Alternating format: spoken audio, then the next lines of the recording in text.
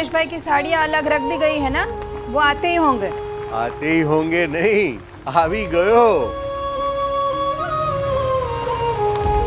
जय स्वामीनारायण राधा बहन। जय स्वामीनारायण नीलेश भाई।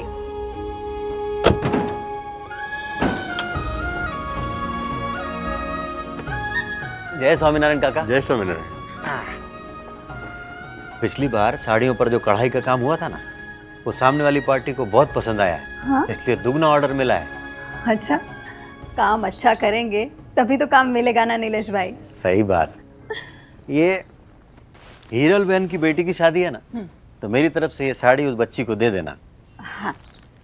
अरे नीलेश भाई, आप थोड़ा जमाने के हिसाब से भी चला करो। क्या है ना, जब देखो तब परोपकार, सेवा, भलाई, इन्हीं कामों में लगे रहते हो। सच बोलूं तो आपको धंधा करना आता ही नहीं है। ऐसे में भला बरकत कैसे होगी?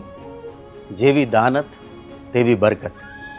मेरे हिसाब से तो धंधा उनको करना नहीं आता जो नोट गिनने को ही कमाई समझते हैं, जबकि असली कमाई तो कर्मों की होती है।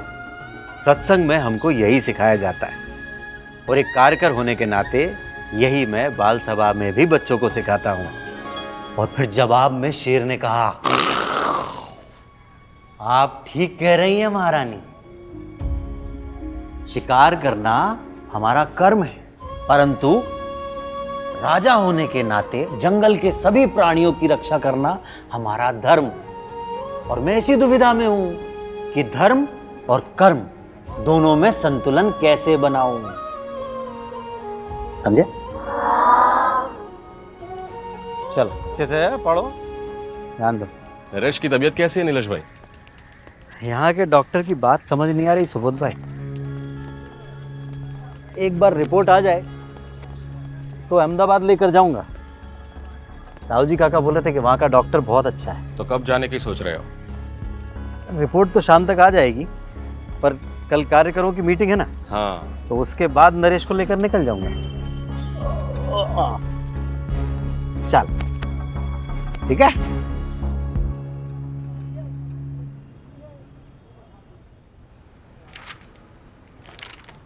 नीलेश भाई, मुंह का कैंसर है, वो भी लास्ट स्टेज का। तंबाकू गुटखा खाएंगे तो देर सबेर ये तो होगा ही। नीलेश भाई सोच लीजिए, कीमो, ऑपरेशन और बाकी सब कुछ मिलाकर 8 से 10 लाख खर्च हो जाएंगे। आप इलाज शुरू कीजिए, पैसों का बंदोबस्त मैं कर लूंगा।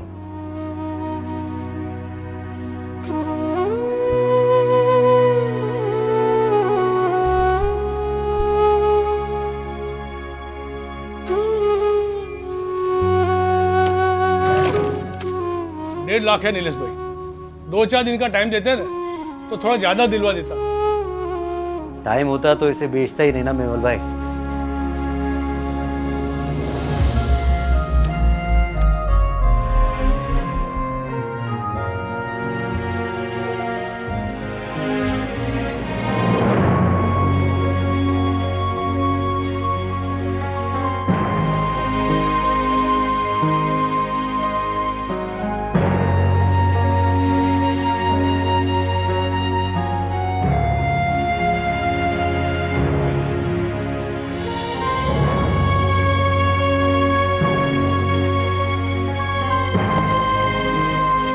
हाँ अशोक भाई, हाँ नरेश को ऑपरेशन के लिए अहमदाबाद लेकर जा रहा हूँ।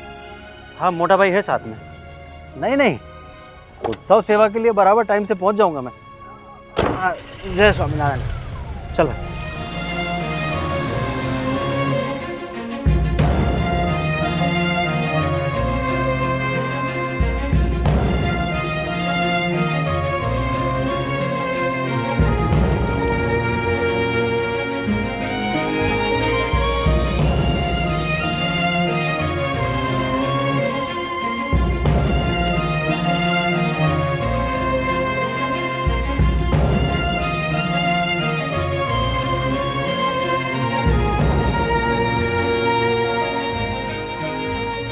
जय स्वामीनारायण राधा बहन।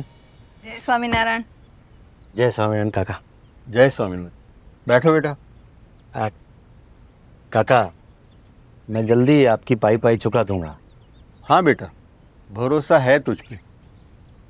और बता, तबीयत कैसी है नरेश की? काका ऑपरेशन तो हुआ है पर ज़्यादा असर नहीं पड़ा है। खर्चा भी काफी हो गया होगा ना। अस्पतालों के चक्कर में व्यापार पे ध्यान भी नहीं दे पा रहा तू। एक बात बोलूं बेटा, जो जहाज डूबने वाला हो उसकी मरम्मत पे खर्चा नहीं किया जाता। जहाज और परिवार में यही तो फर्क है ना काका। जहाज डूबने लगे तो इंसान जान बचाकर भाग खड़ा होता है, पर परिवार डूबे तो हाथ थाम कर खड़ा हो जाता है। चलो ठीक है, भाई की सेवा की बात तो समझ आई, पर बाकी की सेवाएं तो बंद कर। उससे क्या मिलता है तुझे? काका मुझे क्या मिल रहा है ये तो मैं नहीं समझा पाऊंगा। बस इतना समझ लीजिए, जिस तरह आपके लिए सांस लेना जरूरी है उसी तरह मेरे लिए सेवा करना। मैं BAPS का कार्य करूं और सेवा ही मेरा जीवन है। हाँ, अब अच्छे से याद रखना है। ज़्यादातर बच्चे मंच पर पहली बार प्रस्तुति दे रहे हैं, तो बाल सभा में जो बच्चों ने सीखा है वो ज़्यादा से ज़्यादा लोगों तक पहुंचना चाहिए। उसके लिए हम लोगों को एक एक के घर खुद जाकर निमंत्रण देना है। नीलेश भाई, नीलेश भाई, नीलेश भाई, नीलेश भाई, बहुत ही दुखद समाचार है। क्या हो? नरेश भाई,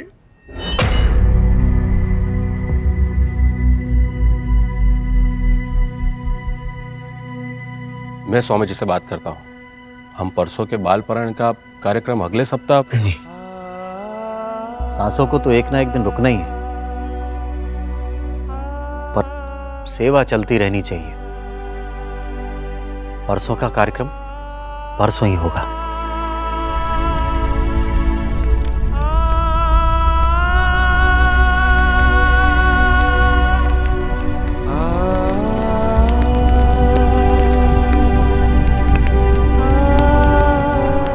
नीलेश भाई, मैं आपसे एक निवेदन करना चाहता हूँ। अरे आप आदेश कीजिए। आइए बैठते हैं।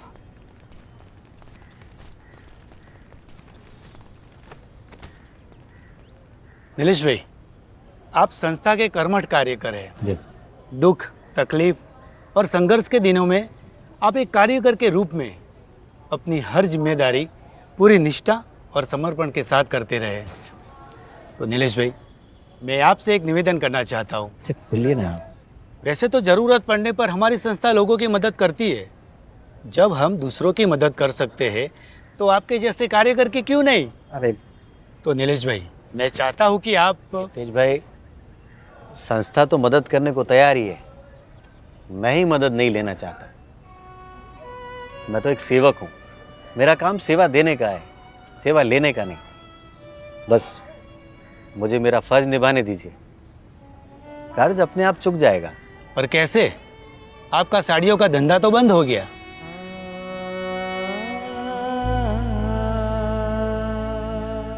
ताक ले लो,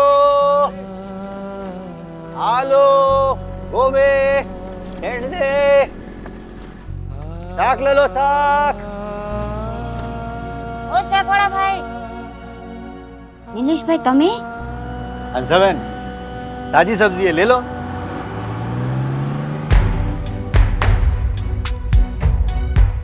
हम BAPS के कार्यकर, ताक ले लो, हम BAPS आलो, वेंगड़े, दूधे। हाँ, सरस છે। हाँ, बहुत सरस છે। हाँ, बाल सभा की तैयारी हो गई। हाँ, जो नए बच्चे आए उनकी सूची तैयार कर लो। लो भाई। हम BAPS के कार्यकर, हम महंत स्वामी के कार्यकर।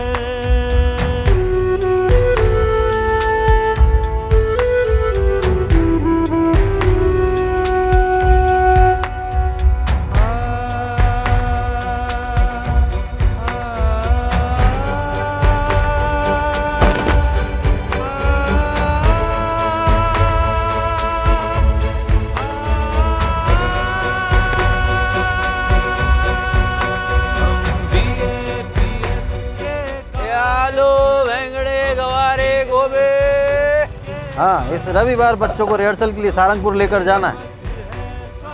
हाँ, एक बस की व्यवस्था करनी होगी।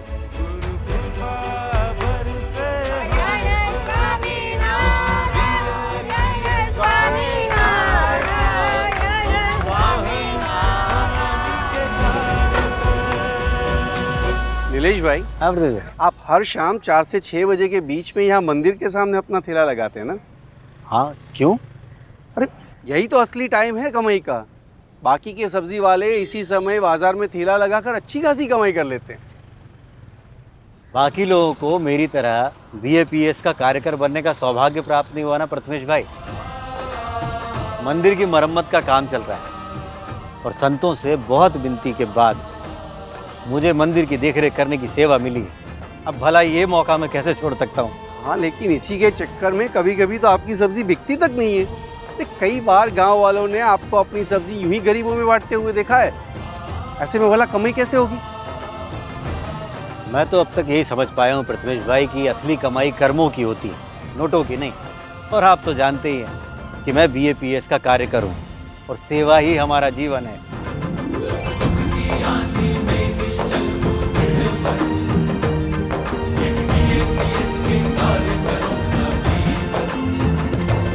इतनी विपरीत परिस्थितियों में भी नीलेश भाई का स्वभाव कभी नहीं बदला। खुद तकलीफ में रहे लेकिन सेवा में कटौती कभी नहीं की।